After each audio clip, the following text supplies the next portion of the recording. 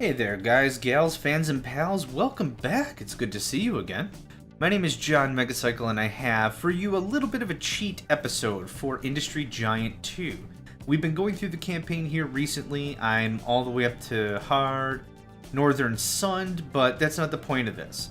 I wanted to show you a little bit of an exploit I stumbled upon during my last mission.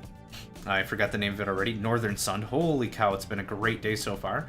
And I got about 3/4 of the mission, 2/3 maybe. I'm 2/3 of the way through and I found this cheat. And I was like, I don't want to show the cheat during a campaign video because I spent like 10-15 minutes experimenting with it. So I'm going to load up Bart County. It's the very first mission that we went through. So you'll know about what it's about. We start with 2 million, we need to get 4 million. I'm just going to buzz through all the notifications and such. You've seen this before.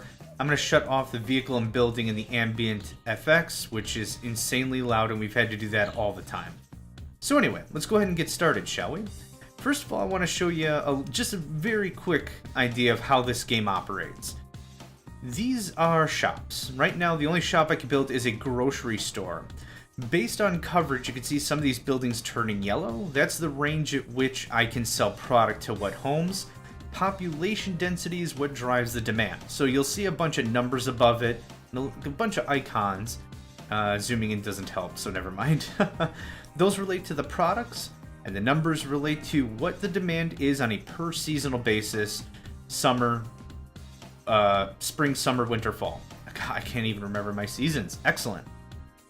This is Malat, a city of 600 people, so that gives you a little bit of an explanation of what happens when I come over here to Whitefish.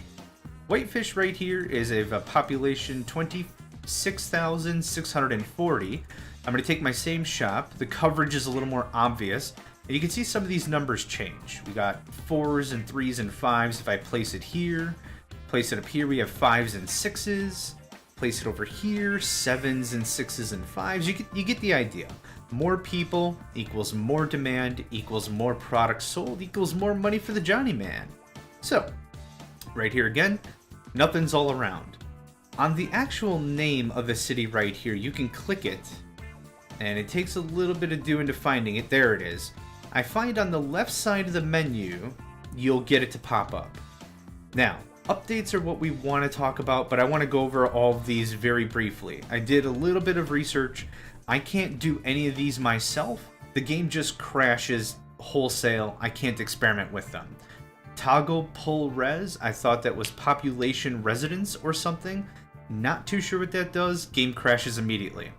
Change city style, I've clicked that 100 times, it doesn't do anything.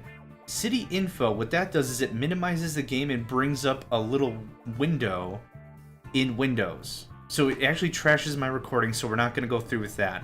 Make plan and show plan. These two are tricky. I tried it once and it worked for about 6 seconds and it crashed my game. This actually causes, what I saw was just massive, explosive growth in a city. Then rename city, that I've had some luck with that. Sometimes it crashes, so I'm going to leave those alone. Now, the bread and the butter of this video are these updates. I'm gonna run one update right now and I'll explain what's happening. So I ran one update, this tile just popped up and it's different. The population has now grown to 700. Let's do that again. One update. Boom. Another one right here, a little bulldozer. Should be animating, not sure why it isn't, but now the inhabitants are 800. This doesn't break the mission or the game. Interestingly enough, so I'm gonna run 10 updates. Bam. More growth.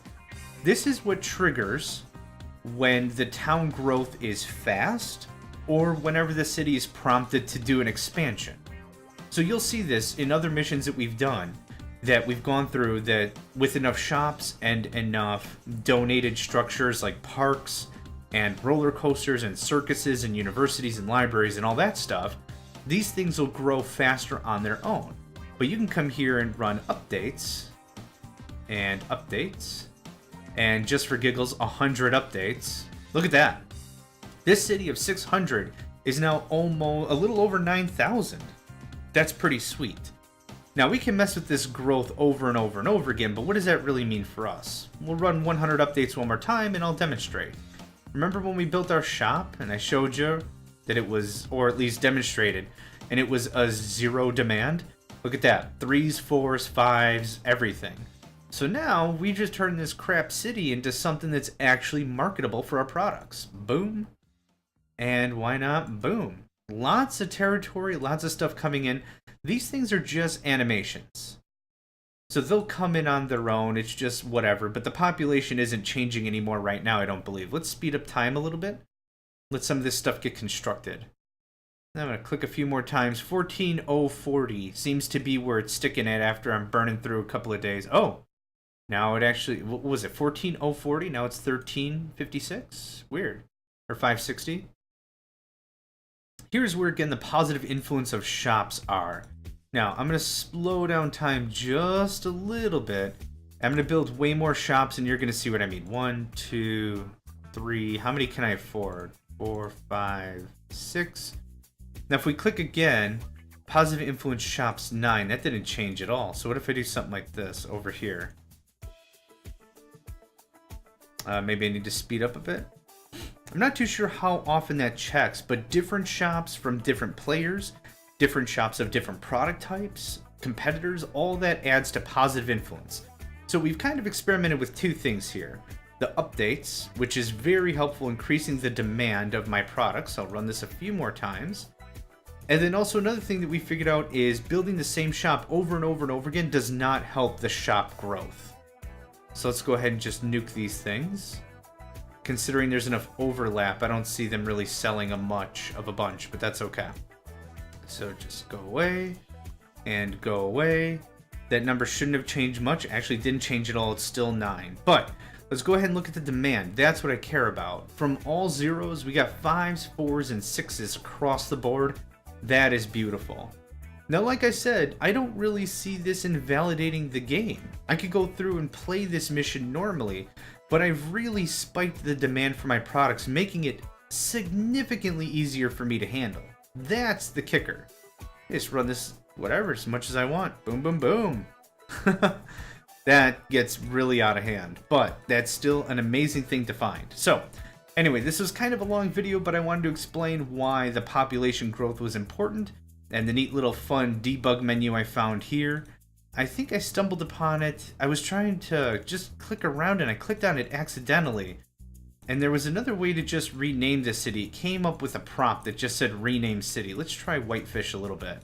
See if I can get it to prompt. Oh, just get that debug menu. Interesting.